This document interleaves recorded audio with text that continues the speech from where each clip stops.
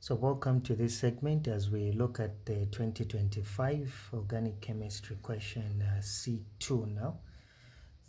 So answer it right from here so that you are able to see. It says use the displayed structure shown to answer the questions that follow. So they have given us this. Just looking at this part here, that tells you that this is an organic acid called a carboxylic acid. Now it says name the organic compound shown. So for you to identify the name of the organic compound that is shown, A there, you need just to look at how many carbon atoms are there. So there are 2 carbon atoms. So if you remember, monkeys eat peanut butter. That's 1 carbon, 2 carbon, 3 carbon, and 4 carbon. So the one that has got 2 carbon is simply eth. In this case, because this is an acid, so that would be ethanoic acid. So Roman 1 there, that is going to be ethanoic acid. But that's just the memory aid. I use monkeys eat peanut butter. That's meth, eth, prop, and but for the number of the prefix for indicating the number of carbon atoms. So that was ethanoic acid. Then Roman 2A2 says, to which homologous series does it belong? So these are what we simply call as being carboxylic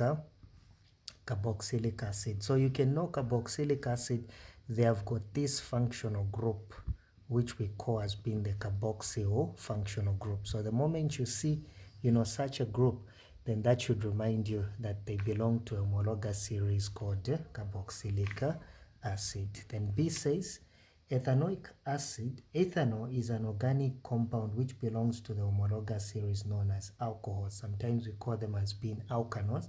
Then it says, draw a displayed structural formula of ethanoic acid. Now, if you remember, for all alcohols, they have the general formula CnH2n plus 1, then OH. Now, because it's ethanoic acid, it simply means the number of carbon atoms is simply 2. So replacing in this general formula will give you C2H2 times 2, 4 plus 1. That is 5, then the functional group, which is the hydroxyl functional group. So when drawing the structural formula for that, it will appear.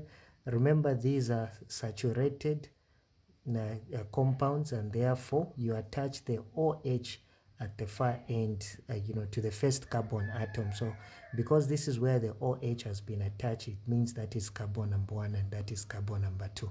Now, if you notice, there are 5 hydrogens there, so we attach them 1, 2, 3, 4, 5. Remember that carbon is tetravalent, meaning it needs to form 4 bonds for it to be stable. That's why you see 1, 2, 3, 4. This one, 1, 2, 3, 4, and so on and so forth. So that's the way you could have actually done it. Then this is B1. Then B2 there says that what term is used to describe the manufacture of ethanol from ethene. So if we are to produce ethanol from ethene, we are adding steam or water. So because you are adding steam or water, we simply call it as being a hydration reaction. So hydration reaction is a type of addition reaction that alkenes actually undergo. So we call it as being hydration reaction. Then C says butyl propanoate is an ester. So now they have told you in this case, so they are talking about butyl, propanoate. So they are telling you butyl propanoate is simply an ester.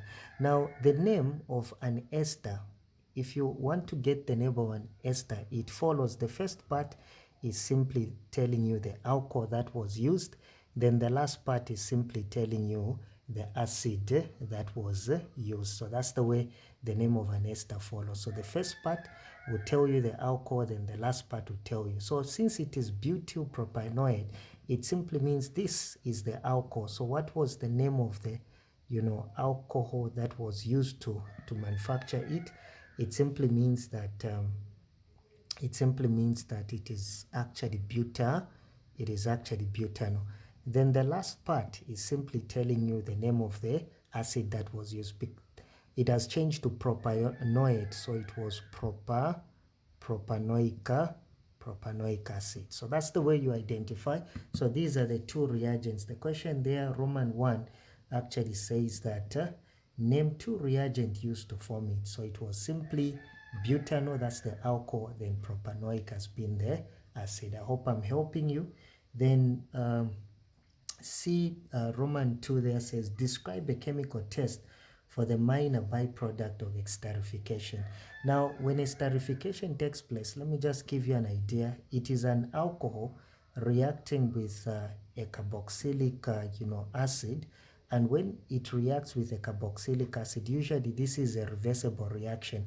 So in most cases, we use concentrated sulfuric acid that acts as a dehydrating agent. So you are going to have an ester, then you are going to produce water is going to be produced. So this concentrated sulfuric acid will be removing the water. That is why it acts as a dehydrating agent. Of course, it may occur at a temperature of about 180 degrees. Now you can see the minor product that is produced is water. In simple terms, they're telling you to describe a chemical test for the minor product. In other words, what's the chemical test for water? So we can simply say the test. In this case, let me say the test. We can simply say it turns, white anhydrous. So you can simply say it turns white anhydrous, copper 2 sulfate.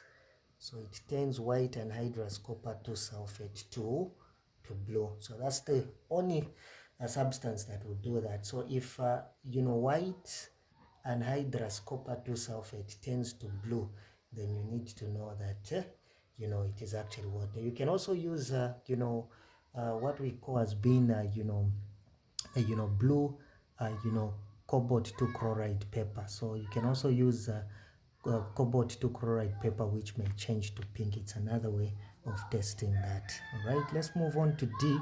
It says state two uses of esters. So what are the two uses? Esters are used in everyday everyday life. For example, I can simply say used in making lotions, soaps. You can also talk about apart from lotion, soaps, even perfumes are actually used for making that. Another one, I can simply say used for making deodorant. So you can also, your roll-on that you are using, they can actually use that.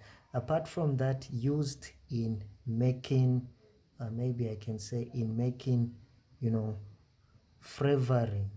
So it is used for making flavoring in food stuff. So you find most of the sweets that you are eating, sweet smelling compound, because this guy is simply a sweet smelling compound. So it is used in many of the everyday components that we use.